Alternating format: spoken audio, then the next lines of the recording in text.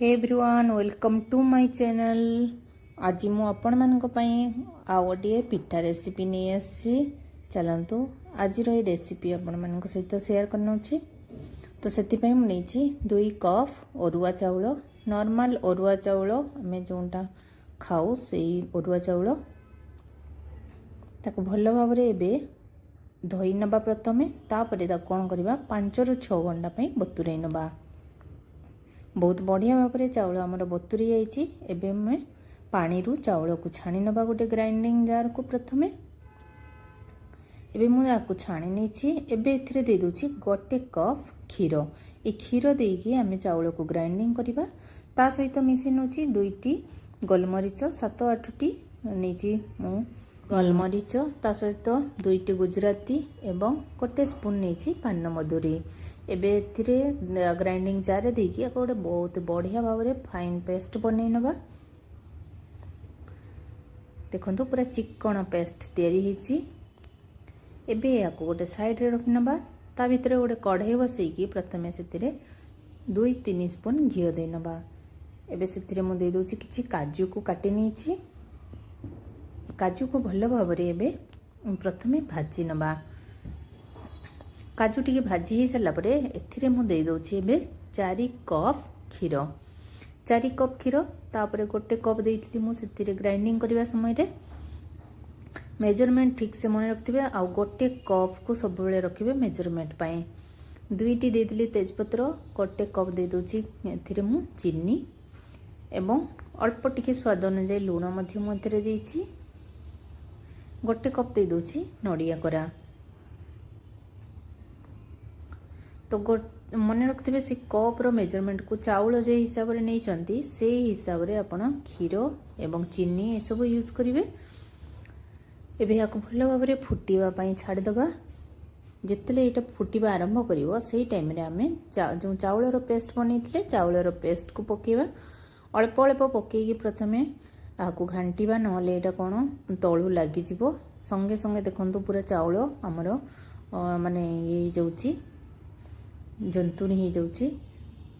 एबे सब गुडी को पकेगी प्रथमे भल भाव रे मु घांटी भी याकू।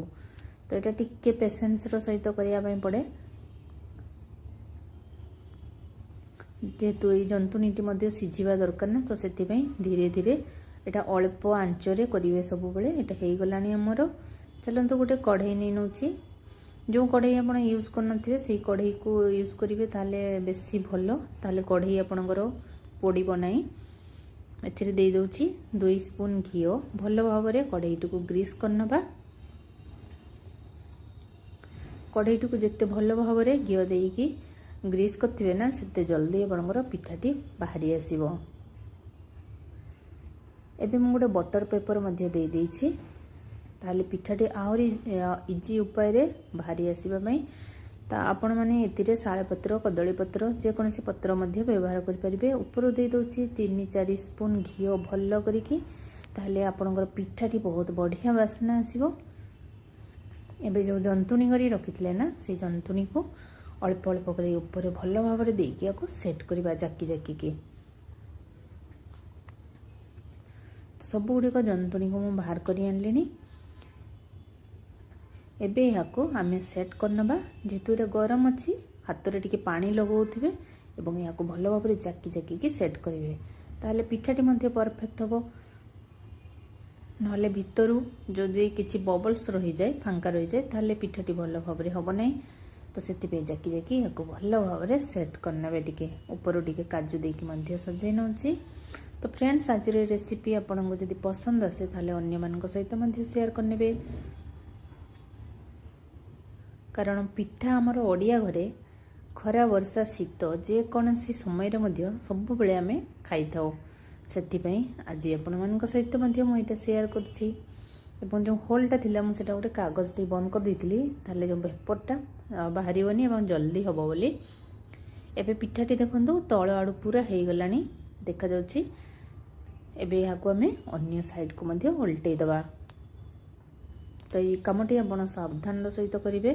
गोटे एमती स्टील प्लेट देकी ताको उल्टे देली ताले एटा सहज रे बाहरी आसला। कोन पई कहले जेहेतु मु बटर पेपरटी देइथिली सेथिपे सहजरे एटा बाहरी आसिला। एबे पिठार लुक टिकु देखंतु केमती देखा होची पूरा ऊपर क्रिस्पी लाल हो जाइछि। सेमती मु अन्य पटटिकु मध्य एबे भल भाव भाजी नेबी। तले आउ टिके 2 स्पून घिओ दे देइथिली एवं अन्य पटटिकु मध्य भल भाव आमे याकू बनै नबा। ताले ऊपर टी देखंतु एवं तळ साइड टिकु मध्य देखंतु केते सुंदर लाल हेची एवं काटिला परे देखिबे भीतरु केते परफेक्ट केते सुंदर हेची पिठाटी। तो एटा मध्य आपण चाउल केक मध्य कोइ परिबे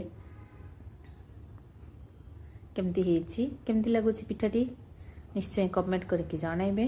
देखंतु भीतरु केमती परफेक्ट हेची एवं ऊपर क्रिस्पी क्रिस्पी आपणकर पिठाटी तैयारी हेची।